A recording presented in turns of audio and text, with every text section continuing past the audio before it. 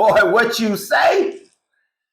This is the only time I'm going to give credit to this person for this quote. After this, I'm stealing this quote. I'm stealing it. I'm going to use it and I'm going to steal it. And I told them that I'm going to steal it, but this is the one time I'm going to give them credit.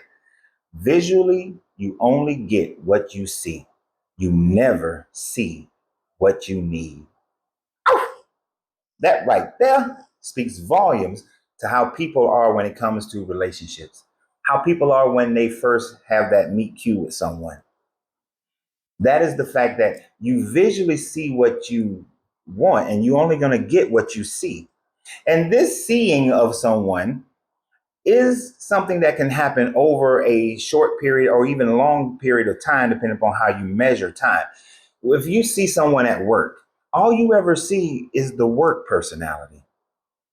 If you see someone in the park, if you see someone at a concert, at a bar, you see someone in any type of environment, no matter how you see them, and that's the only time you see them, that's all you ever see. That's all you ever know. And that's all you'll ever get from that person.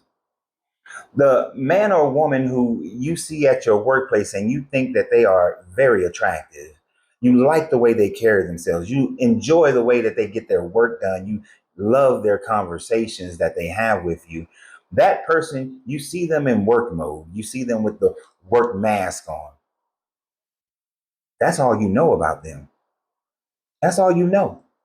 But you never see what you may need.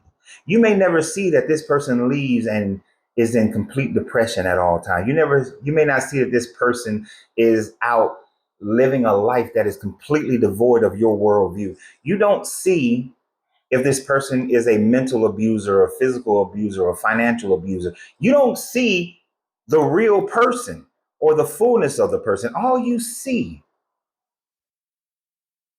is what they present to you at work, what they present to you at church, what they present to you at mosque or at temple. You only see that. It's just like that person you see, and the church is a perfect example. Any religious situation is a perfect example. You see that man or that woman who seem to be filled with the spirit of whatever belief that they have and acting according to that belief. But what you don't see is who they were on Friday night, who they were on Saturday night, who they are at the office, who they are with their children, who they are with their family. How do they treat their mother, their father, their brothers, sisters, cousins? How do they treat their kids? You never see those things. So you will never actually see what you need from a person unless you begin to spend quality time with them, unless you begin to evaluate them in multiple situations. Oftentimes it is looked down upon if a man and a woman decide that they're going to live together prior to them becoming legally married, which all that is just paperwork to divide up property. But oftentimes people look down on that. People say that you're living blasphemously. I say that word wrong because two back teeth out. They say that they are living in sin, or they're living in a way that is out of pocket, or they're testing the milk without buying the cow, which is, I hate that term because you're not buying someone. But they like to say that. They like to emphasize that. But the truth is, when you spend time dwelling with someone, you see how they are in the mornings. You see how they are in the evening. You see how they are when they've had a bad day at work.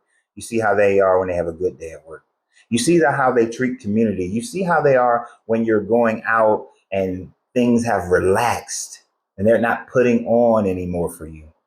You see whether they're a positive person or a negative person. Is the glass half empty, is the glass half full? You get to truly see how that person is. Are they clean or are they not?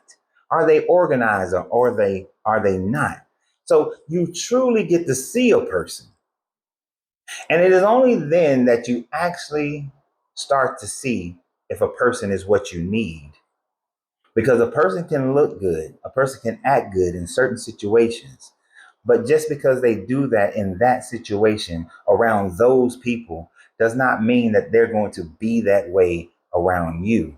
You have to really spend time to understand a person, have communication, and then watch their actions. Do they worldview match your worldview? Do their interests and hobbies match your interests and hobbies? Does their time management and how they value time and quality time, does it match yours? Does their sexuality match your sexuality? You only gather that when you spend time with someone, but if you're only basing it on what you see, then you're never, ever going to get what you need. You often find yourself months, years down the line realizing that you had rose-colored lenses on when you first met this person, but now you've taken those glasses off and you're seeing them with 2020, and you recognize that they are not what you need. If you find yourself in that type of situation, the best thing you can do is get out of that situation. Life is too short and life is too precious. That if the partners aren't willing to make certain changes about themselves for themselves to be with you, then it is not worth being with that person.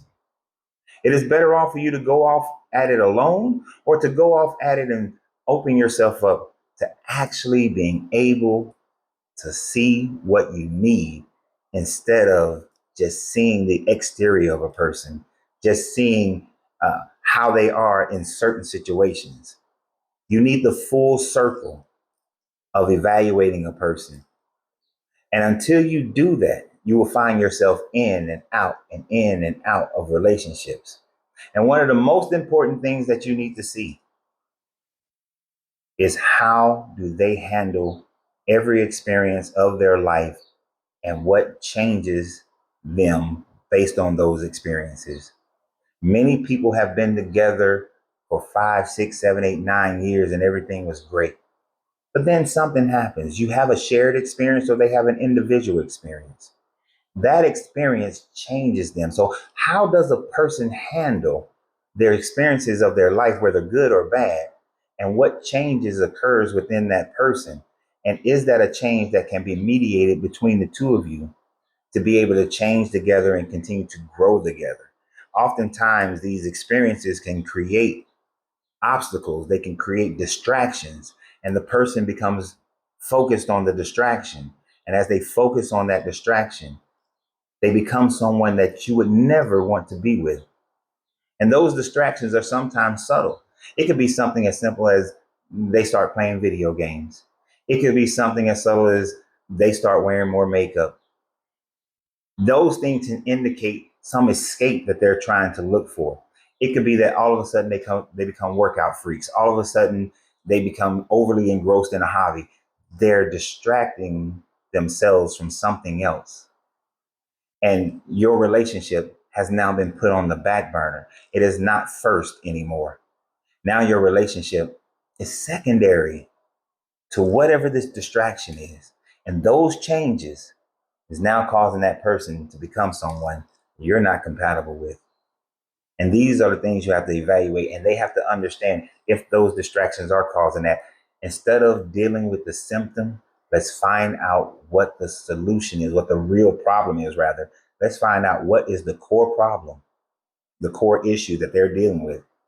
And can we work together to be able to solve the core problem, which would then solve the symptoms?